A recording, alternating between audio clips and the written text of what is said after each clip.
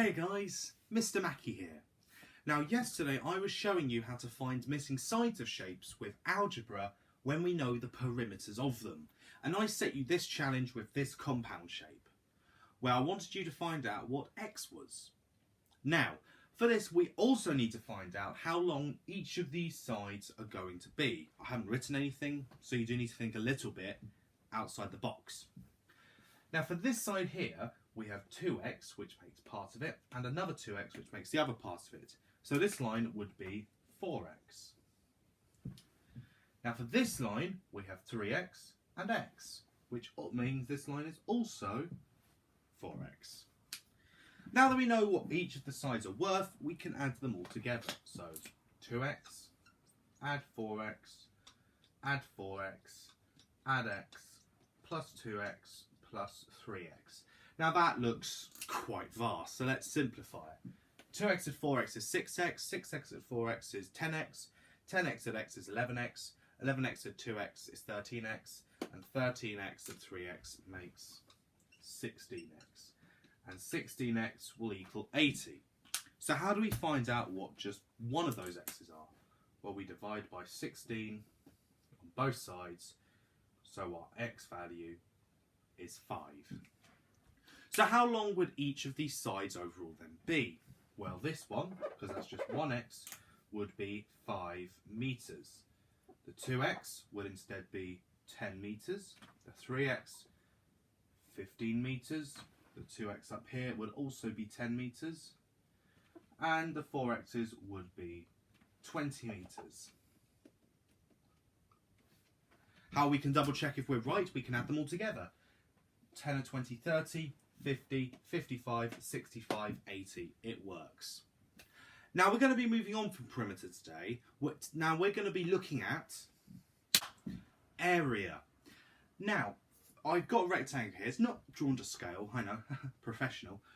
But what I've done is I've divided it into some individual squares, because what area is how much we can fit into certain shapes.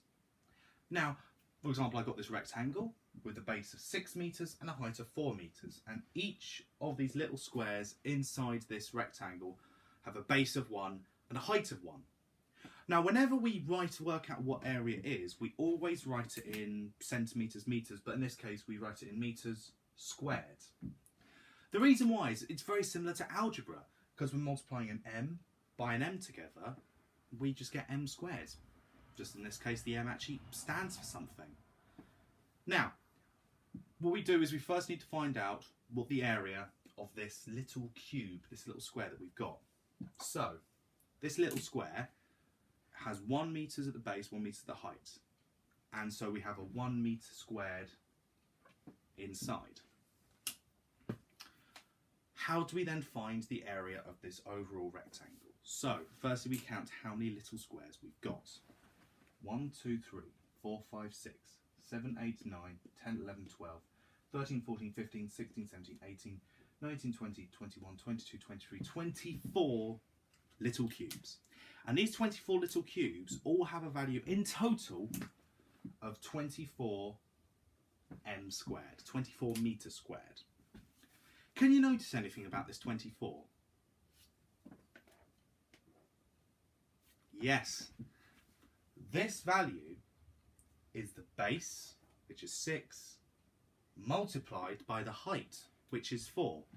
So all you have to do to find the area of a rectangle is you have the base and you multiply it by the height. That's all you have to do. So if we look at this rectangle, I've not drawn any squares in it this time, because now that we understand how we can find the area, we don't need them. Remember, all you have to do to find the area is you need the base of the rectangle and the height of the rectangle.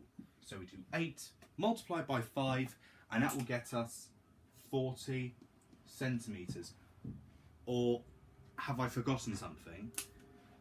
Cm times cm, that will just be centimetres squared.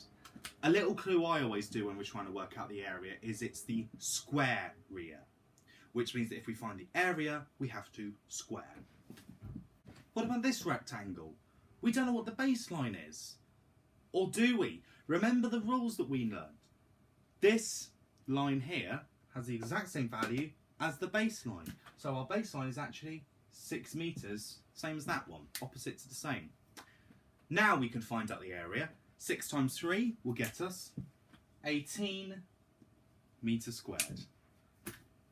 What about a square?